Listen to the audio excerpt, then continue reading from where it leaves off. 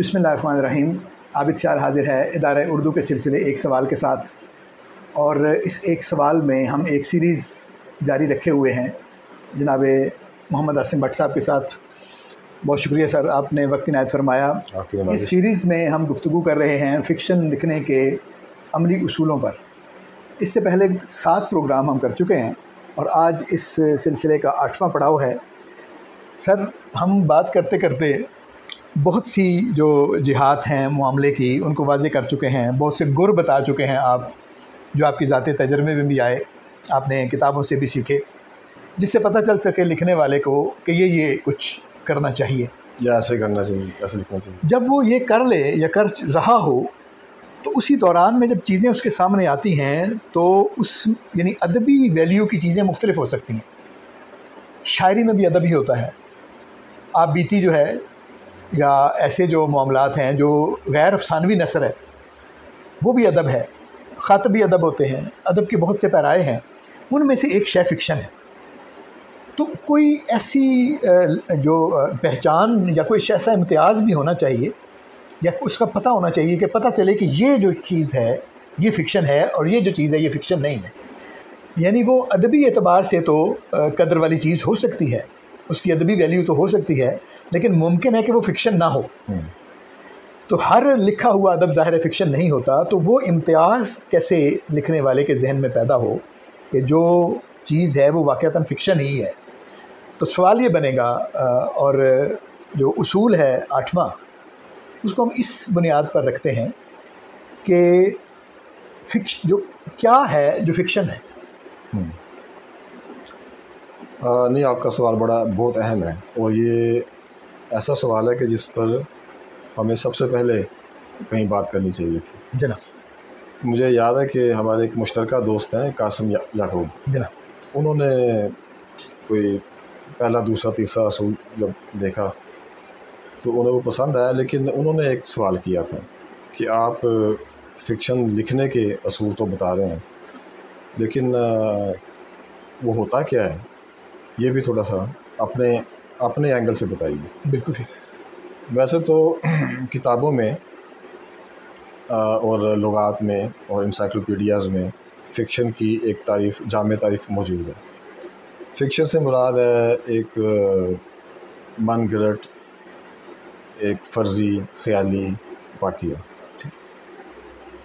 और जो बात भी वाक़ये से बाहर है वो फ़िक्शन से बाहर हो जाती है। अच्छा, बाज़ औक़ात आप वाक़ये में रहते हुए भी वाक़ये से बाहर निकल जाते हैं, मतलब वाक़या बयान करने के अमल में आप उस फ़िक्शन की जो एक फ़ज़ा है उससे बाहर निकल आते हैं। मसलन जब आप किरदारों को मुतारिफ़ करा रहे होते हैं तो किरदार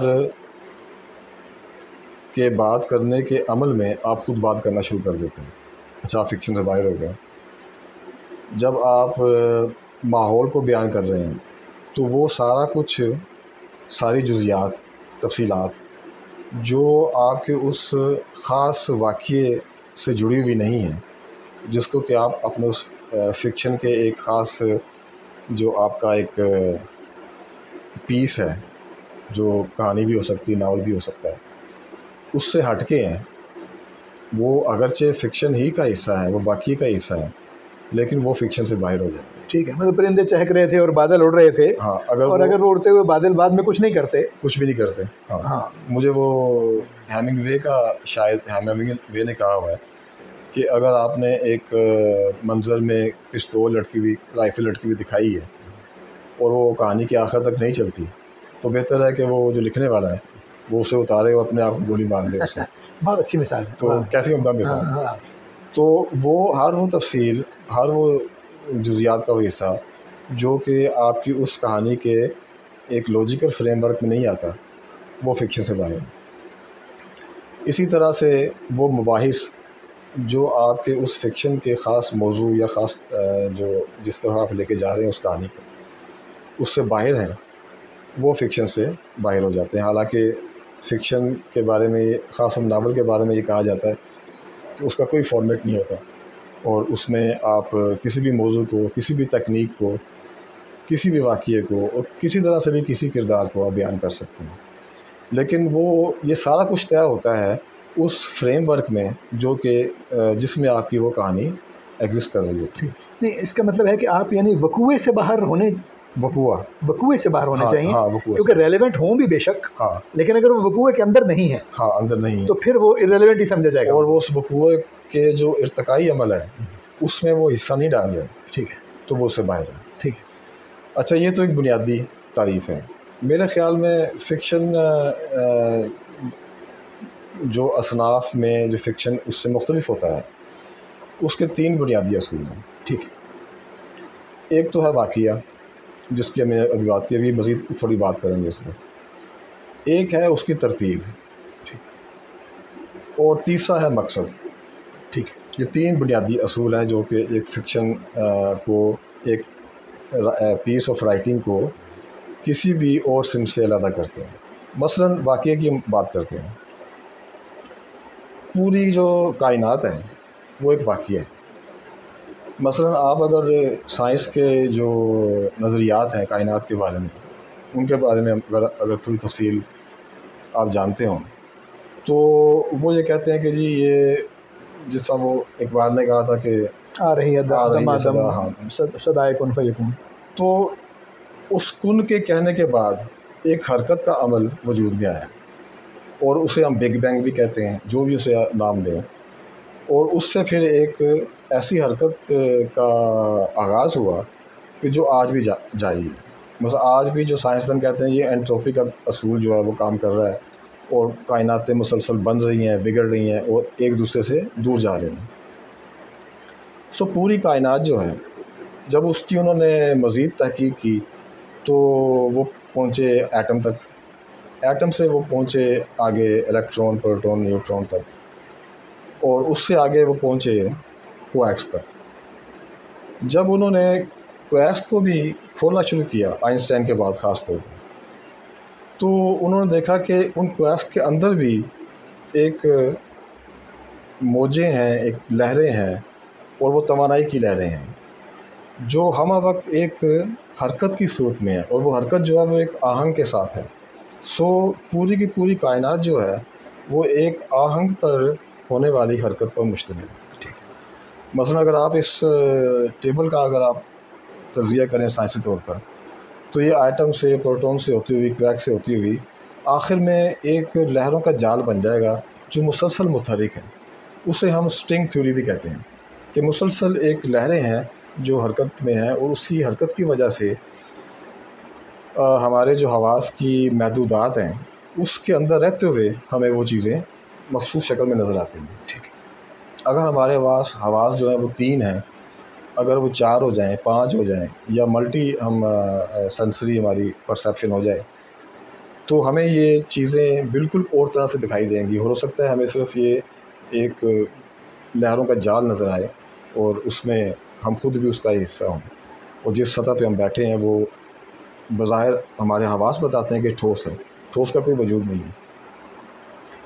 سو اس پورے کائناتی جو ایک وقوعاتی ایک سلسلہ ہے، جو ایک جال ہے، اس میں آپ کو ایک جز پکڑ لیتے ہیں. چاہے آپ افسانہ لکھ رہے ہیں، چاہے آپ ناول لکھ رہے ہیں، تو آپ اس ایک جز کو جس کا ایک تار بندھا ہوتا ہے، جس میں کچھ واقعات ہوتے ہیں، اس کو آپ پکڑ لیتے ہیں. ٹھیک ہے. اور اس کو آپ بیان کرتے ہیں. یہ ہے فکشن، اور اسی سے پھر وہ دیگر اصناف سے مختلف ہو جاتا ہے.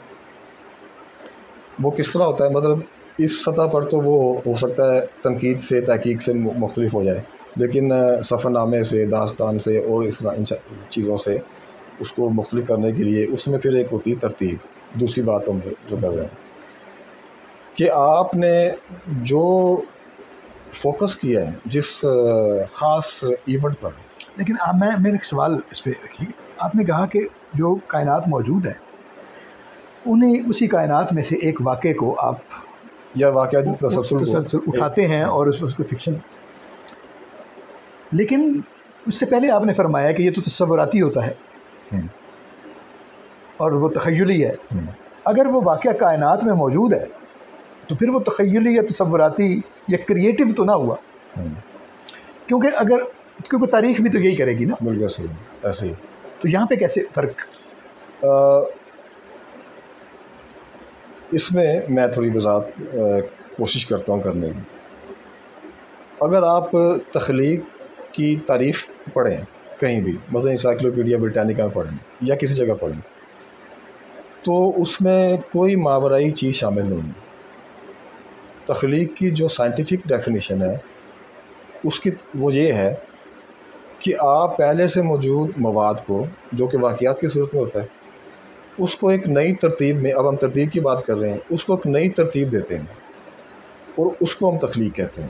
اچھا، اس میں ہمارا ایک مزاج ہے، ایک رجحان ہے اس طرح کا کہ ہم اپنے تخیل میں، اپنی فینٹیسی میں یا اپنے تخلیق کے عمل میں ماورائیت کو شامل کرتے ہیں، اور ہم کہتے ہیں کہ نہیں، یہ سب کچھ تو موجود ہے لیکن اس میں ایک عنصر ایسا ہے کہ جو کہ انسان کے بس کے باہر ہے. ٹھیک. اچھا، یہ تو ہو گیا ایک ڈیفینیشن. مطلب غیب سے بھی مضمون لانا پڑتا ہے. وہ غیب کا کوئی تصور نہیں ہے.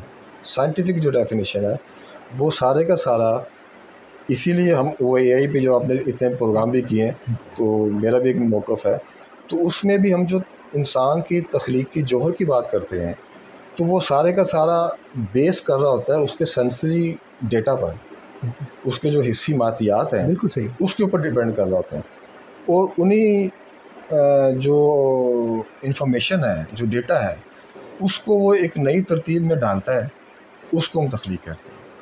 اچھا، یہ کام جو ہے یہ ظاہر ہے آج اے آئی نہیں کر رہا، لیکن آج سے 50 سال بعد، 100 سال بعد، 200 سال بعد، 5 سال بعد وہ اس کے قابل ہو جائے گا. وہ تو کہہ رہے ہیں 5 سال بعد بھی کرنا شروع کر دے گا. ہو سکتا ہے. میں یہ بات کر رہا ہوں کہ برین کا کام کیا ہے. برین بھی آپ مکمل طور پہ آپ کے سینسز پر ڈپینڈ کر رہا ہوتا ہے. جو کوئی ڈیٹا اس کو مل رہا ہوتا ہے اسی کو وہ پروسیس کر کے اس کو ہلا جلا کے آپس میں نئی ترتیب دے کے اس سے نئے خیالات اور تخلیق اور جو بھی آپ تخیل، یعنی اس کا مطلب ہے کہ تخلیق جو ہے وہ عدم سے وجود میں نہیں آتی. عدم سے وجود میں نہیں آتی. یہ ماورائیت والا عنصر جو ہے یہ اگر آپ ڈالنا چاہیں، آپ کی خواہش ہے تو بالکل اس میں آپ فرض کریں. مثلا میں اگر فرض کروں کہ ساتھ والے کمرے میں ایک ماورائی کوئی ہستی موجود ہے، کوئی جن ہے، کوئی بھوت ہے، تو مجھے اس کی آواز بھی آئے گی، مجھے اس کی حرکت کرنے کی وہ سرسراہٹیں بھی سنائی دیں گی، سب کچھ ثابت ہو جائے گا.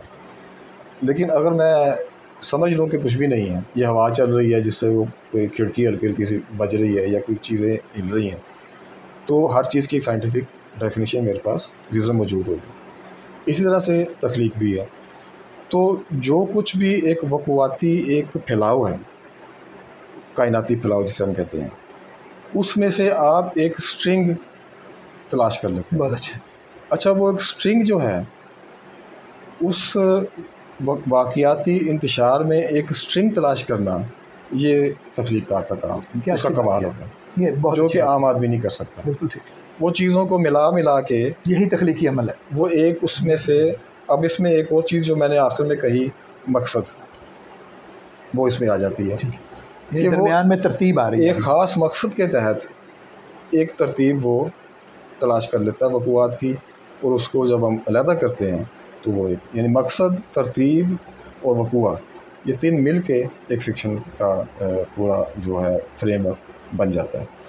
تو اگر آپ فرض کیجئے ترتیب کی ہم بات کرتے ہیں، ایک اس میں یہ بھی فرما دیجئے کہ مثلا جیسے آپ نے کہا کہ وقوع ہے اور اسٹرنگ ہے، پہلے تو آپ کو ایک ایسی اسٹرنگ دریافت کرنی ہے جس کو پہلے کسی نے نہ پکڑا ہو، یہاں سے آغاز ہوگا. تو اسی طرح جو ترتیب آپ فرما رہے ہیں وہ مقصد کے تابع تو ہوگی، لیکن اگر کسی اور آدمی کا وہی وقت مقصد ہے تو کیا اس نے جو پہلے ترتیب بنائی ہوئی ہے کیا وہ بھی چل جائے گی یا اس کا نیا ہونا بھی ضروری ہے؟ دیکھیے، تخلیق کی جو اگر تعریف ہے اس کے مطابق اگر آپ چلیں تو تخلیق سے مراد ہے کہ موجود جو آپ کا ایک سٹف ہے جو آپ کے پاس، چاہے وہ حسیاتی سطح پر وقوع ہو رہا ہے یا فزیکل لیول پہ ہو رہا ہے، اس کو ایک نئی ترتیب میں ڈالنا. اب جب ہم اس شرط، یہ بہت کڑی شرط ہے، جب ہم اس شرط پہ ناپتے ہیں تو آپ تاریخ لکھ رہے ہیں یا تاریخی ناول لکھ رہے ہیں تو وہ فکشن کی ذیل میں نہیں آتی.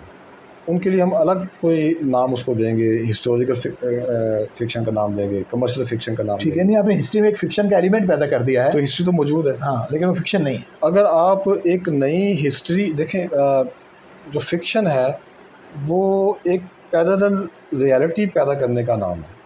یعنی ایک ریالٹی جو آپ کو میسر ہے اور اس میں آپ نے اس کی ترتیب بدل دی اور اس سے ایک نئی ریالٹی بنا دی، یہی فکشن ہے۔ بالکل۔ سو ہر وہ اسلوب اظہار کا، بیان کا، یا ہر وہ زبان کا جو ایک مرتبہ ہے وہ، اور وہ سارے کا سارا سیٹ جو ہے واقعات کا جو پہلے کہیں برتا گیا ہے آپ کے ہاں یا کسی بھی دنیا میں کسی بھی زبان میں کے ادب میں، وہ اگر آپ اس کو رپیٹ کرتے ہیں، یعنی اسے چباتے ہیں دوبارہ سے، تو وہ ہرگز فکشن میں شامل نہیں ہوتا۔ اب یہ بھی آپ جب کڑی شرط لگائیں گے تو بہت سارا فکشن جو ہے جو کہ پہلے سے لکھے گئے اسالیب کی نقل پہ لکھا گیا یا پہلے سے جو ایک واقعات کی ترتیب بنائی گئی تھی اس کو ہی آپ نے استعمال کیا، پہلے سے لکھے گئے کرداروں کو آپ نے اس میں اپنے شامل کیا اس میں اپنی تحریر میں، تو وہ فکشن کی ذیل سے باہر نکل جاتے ہیں۔ یہ ایک بہت کڑی شرط ہے تخلیق کی۔ مثلاً یعنی اسٹرنگ بھی نہیں، ترتیب بھی نہیں، اسٹرنگ بھی نہیں، اسٹرنگ چاہے وہی، ہاں اسٹرنگ بھی نہیں ہے کیونکہ نہیں ہے نا، آپ تھوڑا سا، کیونکہ اگر آپ بالکل اسی راستے پہ چلتے ہیں ہاں تو وہ تو دیکھا پہلا راستہ ہے نا، کہیں نہ کہیں تو آپ اس وقوع کو ادھر ادھر لے کے جائیں گے نا جہاں پہلے نہیں گیا ہوا کوئی۔ دیکھیں نا، یہ جو نشان ہے آپ نے، اب یہ تو وہی لائنیں ہیں اور یہ کوئی خربہا لوگوں کے ہاں یہ لائنیں ہیں، لیکن ہر کسی کے ہاں ترتیب مختلف ہے، لائنیں وہی ہیں بالکل۔ اسی طرح سے جب آپ سر نکالتے ہیں، اب جو آوازیں ہیں آپ کی وہ تو ہزاروں نہیں بلکہ سینکڑوں میں ہیں جو آپ نکالتے ہیں، لیکن جو بڑے استاد تھے، یہ گلی لوگ تھے، انہوں نے 7 آوازیں الگ کر دی، 7 آوازیں اور 5 سرتیاں، 12 آوازیں آپ نے الگ کر دی۔ ہاں بس جو کچھ ہے انہی میں ہے۔ تو وہ ایسی آوازیں ہیں، ان کا جو بنیاد تھی ان کو علیحدہ کرنے کی، وہ یہ تھی کہ وہ کانوں کو اچھی لگیں، سریلی ہوں، یعنی کہ وہ بھلی لگیں آپ کے کان۔ تو اسی طرح سے وہ واقعات، اچھا جو اب شخص آواز نکال رہا ہے اور وہ سر میں نہیں ہے، کانوں کو بلین لگ رہی، تو چاہے اس کی آواز کتنی پاٹدار ہے، کتنی بلند ہے، کتنی گہری ہے، وہ سریلی نہیں مانی جائے گی، کیونکہ وہ آپ کو کانوں کو اچھی نہیں لگ رہی۔ بالکل اسی طرح سے اگر آپ کوئی بھی اچھا بہترین واقعہ بیان کر رہے ہیں، کوئی بھی بہترین آپ جزیات بیان کر رہے ہیں، آپ تاریخ کا کوئی واقعہ بیان کر رہے ہیں، کوئی ایسا شاندار کردار بیان کر رہے ہیں کہ جو بہت کم لوگوں نے، لیکن اگر آپ اس کو اپنے اس سٹرنگ میں جسٹیفائی نہیں ہے تو تخلیق کا اور فکشن کا کوئی حصہ نہیں بنتا۔ کیا بات ہے آپ کی، آپ بہت قریب رہ کے بات کرتے ہیں میرے دل سے، اس وجہ سے کہ آرٹ جو ہے، آرٹ جو ہے وہ ایک اور شے ہے، وہ ایک اور شے، مطلب ہے کہ ہر شے آرٹ نہیں ہوتی، ہر شے آرٹ اچھی ہو سکتی ہے، نہیں اس کی تعریف بھی کی سکتی ہے، تحسین بھی کی سکتی ہے، لیکن آرٹ وہ ہے جو اصول پہ پورا اترتا ہے۔ آرٹ کے جو لوازمے ہیں، اگر آپ نے اس کو اس ترتیب کے ساتھ اس مقصد کے تحت استعمال نہیں کیا تو وہ ایک ہیرا بھی ہے، وہ پتھر سے بدتر ہے۔ تو ہم کوئی بیان کر رہے ہیں آپس کی کوئی ایک، جس کا میرا مقصد یہ ہے کہ میں آپس کی جو انٹیمیسی ہے، ہمارے ریلیشن کی انٹیمیسی، یا ہماری گفتگو میں جو ایک تعلق جو ہے اس کو میں فوکس کروں، اس کے اوپر کہانی لکھوں، تو وہ ہر وہ چیز جو اس سے باہر ہے، مثلا باہر اگر کوئی ٹریفک کی آواز آ رہی ہے، یا کہیں کوئی بندے کی گفتگو کرنے کی آواز آ رہی ہے، یا کوئی اسی کمرے کے منظر میں کچھ ایسی چیزیں ہیں جو مجھے دکھائی دے رہی ہیں اور میں ان کو شامل کر لیتا ہوں، لیکن وہ اس تعلق کی انٹیمیسی کو بیان کرنے کے میرے مقصد کو سپورٹ نہیں کرتی، تو فکشن کر لیں، حالانکہ وہ زائد ہے، وہ وقوع میں بھی آتی ہیں، وہ اس ترتیب میں بھی آتی ہیں، لیکن اس کا مقصد کوئی نہیں ہے۔ سو ایسی تحریریں جن میں کہ غیر ضروری تفاصیل ہیں، غیر ضروری جزیات ہیں، جو کہ کہانی کو ڈریگ کرتی ہیں اور اس کے جو اصل اس کا فلو ہے اس میں رکاوٹ پیدا کرتی ہیں، وہ فکشن سے باہر۔ اور اس کا مطلب یہ ہے کہ جس سٹرنگ میں کوئی مقصد نہیں ہے وہ سٹرنگ ہی نہیں بنتی، وہ آپس میں جڑتے ہی نہیں ہیں جو واقعات ہیں۔ سو وقوع، ان کی ترتیب اور ان کے پیچھے جو ایک پورا مقصد کام کر رہا ہے، جس کی وجہ سے آپ اس پہ فوکس ہوتے ہیں ان تمام چیزوں پر، اسی سے پھر ان چیزوں کے ملاپ سے ہی پھر امیجز بنتے ہیں۔ ٹھیک ہے. آپ کسی بھی چیز کو جب اپنے فریم آف ریفرنس میں دیکھتے ہیں تو اس کا ایک خاص مطلب بن جاتا ہے اور اسی کو ہم امیج کہتے ہیں. وہی چیز جب کسی اور فریم میں دیکھی جائے گی تو وہ کسی اور طرح کا امیج بنا رہی ہوگی. تو چیزوں کا ملانے سے اس خاص مقصد کے تحت آپ پھر امیجز کو پیدا کرتے ہیں. اور کوئی مثال اس کی ہم ڈھونڈ سکتے ہیں سمجھانے کے لیے تاکہ جو نیا آدمی ہے. مثلاً یہ کہ چاند ایک آپ کے منظر کا ایک حصہ ہے، ایک کائناتی جو اجسام فلکی ہیں ان کا ایک حصہ ہے، اور آپ اسے دیکھ رہے ہیں اور آپ اسے بیان کرتے ہیں. تو اگر آپ بیان کر رہے ہیں ایک شخص کی بھوک کو تو وہ چاند روٹی کی سو بن جائے گا. اگر آپ ایک شخص کی جو فرقت میں جو اپنے وہ محبوب کو یاد کر رہا ہے تو وہ چاند جو اس کا وہ چہرے کا نور بھرا حالہ بن جائے گا. اگر آپ اس فرقت کو بیان کر رہے ہیں تو وہ چاند جو ہے وہ دوری کا استعارہ بن جائے گا. تو وہ وہی چیز جو ہے وہ آپ کے فریم میں آ کے ایک مختلف معنی دیتی ہے.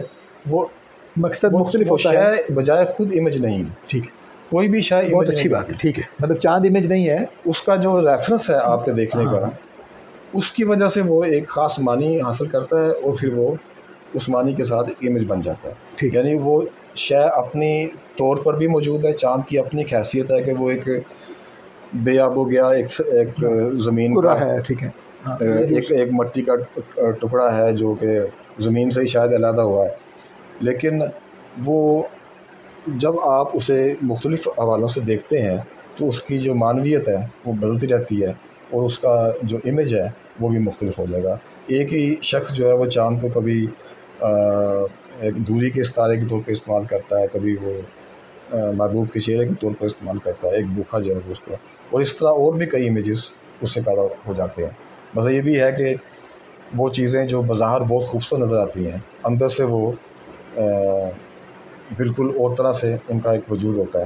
تو یہ بھی وہ اس کا بھی امیج بنتا ہے. یعنی ہم مثال دینے کے لیے بھی چاند کو کہہ سکتے ہیں دیکھ کتنا خوبصورت چاند ہے، لیکن اندر جب جائیں گے آپ اس کے تو نہ اس کی کوئی روشنی ہے، نہ وہاں پہ آکسیجن ہے، نہ وہ زندگی کا وجود ممکن ہے. تو اس طرح ہی ہم پھر استعارے بناتے ہیں اور اسی کو ہم دیکھنے کا ادبی انداز کہتے ہیں. مطلب جب آپ اسے بیان کر رہے ہوتے ہیں تو وہ ایک ادبی بیان یہی ہے کہ آپ چیزوں کو اس خاص ایک ریفرنس سے جو کہ آپ نے اس مقصد اور ترتیب کے حوالے سے تیار کیا اس میں اس کی معنویت مختلف ہو جاتی ہے اور وہ پھر امیج یا استعارہ جو بھی آپ اس کو نام دیتے ہیں. تو فکشن اس پورے کائناتی وقوعاتی تسلسل میں وقوعات کے ایک لڑی کو منتخب کرنا خاص ترتیب کے ساتھ، جس سے کہ وہ آپ کی بات جو ہے وہ کسی ایک مقام سے کسی ایک مقام تک ایک مقصد کو پورا کر رہی ہو. وہ مقصد کو ایک نقطہ بیان کرنا بھی ہو سکتا ہے، مقصد ایک پوری زندگی کو بیان کرنا بھی ہو سکتا ہے، مقصد انسان کی تقدیر کو، عمومی تقدیر کو بیان کرنا بھی ہو سکتا ہے، پوری انسانیت کے حال و مستقبل کو بیان کرنا بھی ہو سکتا ہے، کوئی مقصد بھی ہو سکتا ہے. لیکن اس مقصد کے تحت وہ جب ایک خاص ترتیب میں وقوعات آتے ہیں تو اس سے پھر امیجز بنتے ہیں اور اسی کو ہم فکشن کا نام دیتے ہیں. تو میرا خیال یہ اب تھوڑا ایک آخری بات یہ اس میں فرما دیجئے کہ یعنی یہ جتنی باتیں آپ نے بیان کی ہیں اس سے تو یہ لگتا ہے کہ فکشن بناتے ہوئے کچھ چیزیں زائد آ گئی ہیں. ہاں، تو ان چیزوں کو آپ کہہ رہے ہیں کہ یہ زائد از فکشن ہے. زائد از فکشن ہے، یعنی وہ جو چیزیں آپ نے گنوائی ہیں حالانکہ وقوع بھی ہے، ہاں وہ کہ زائد از فکشن ہو گیا. ہاں ہاں.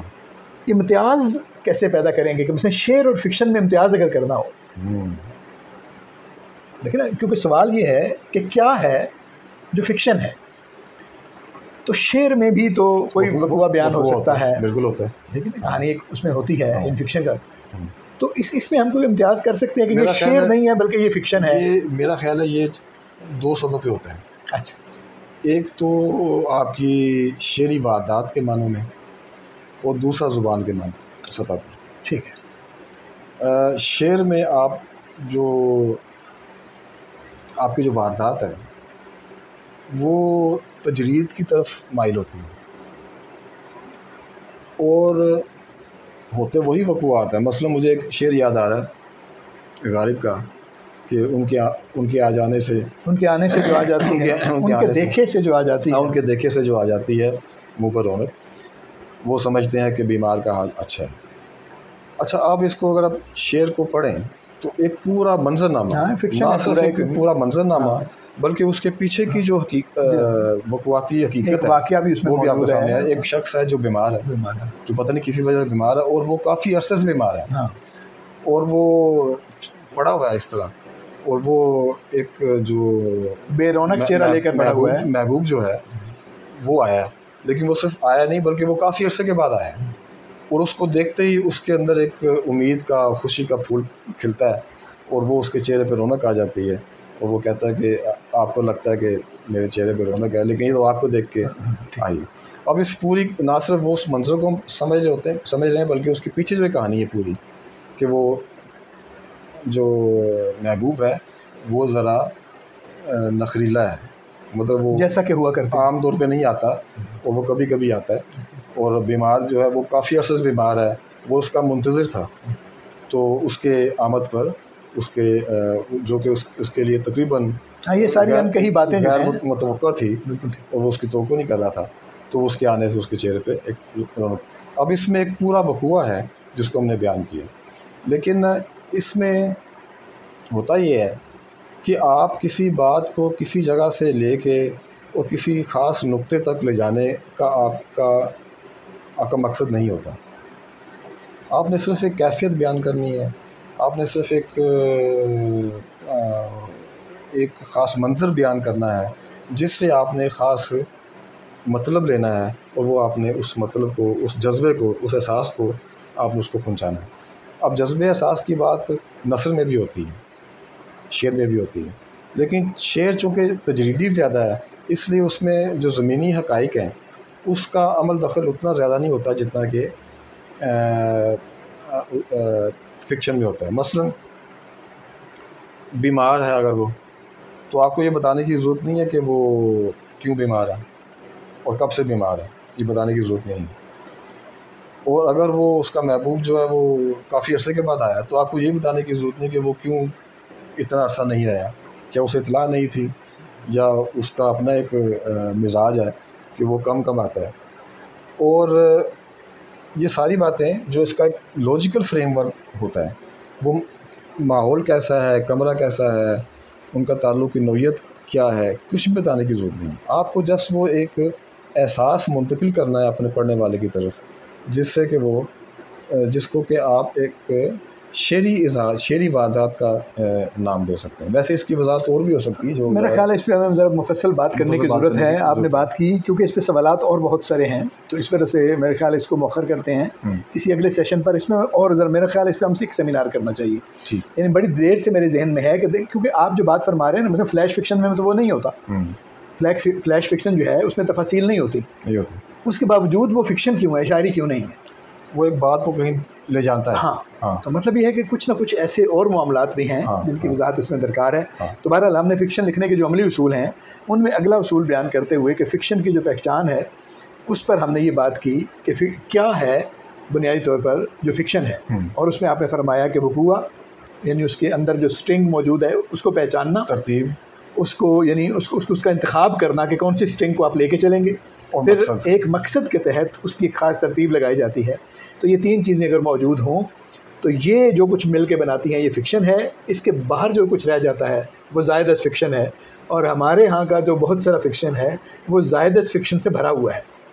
یہ بھی ایک کمنٹ کر دینا چاہیے. اس پہ ناپیں تو میرا خیال ہے کہ 70-80% فکشن نکل جائے گا. کہ اس میں مقصد کیا ہے جی آپ کا لکھنے کا؟ جیسے ان واقعات کو آپ نے جوڑا ہے، اس میں کون سا واقعہ جو ہے وہ کیا سرو کر رہا ہے، کہنا کیا چاہتے ہیں. ایسے وہ فکشن میں جو سب سے اہم جو بات بن جاتی ہے وہ آپ کا مسئلہ ہے. آپ نے کیوں لکھا بھی یہ ایک صفحہ یا ایک پیراگراف یا ایک کتاب پوری، ناول پورا آپ نے کیوں لکھا ہے؟ تو وہ آپ کا مقصد جو ہے وہ طے کرتا ہے کہ یہ فکشن کی تحریر ہے یا محض ایک. اب دیکھیں ڈائری میں اور فکشن میں یہ بنیادی فرق ہے. डायरी में तो बहुत सारे अज्जा होते हैं जो मुंतशिर होते हैं और आप सब लिख देते हैं और वो सब अज्जा मिल के आपकी एक ज़िंदगी का जो मुख्तलिफ वक्तों में जो आपकी कैफियत रही उसको बयान कर देती, तो वो भी ठीक है, वो भी एक सतह पर नहीं, वो आपकी शख्सियत की तौज़ी है ना, उसमें वजाहत है।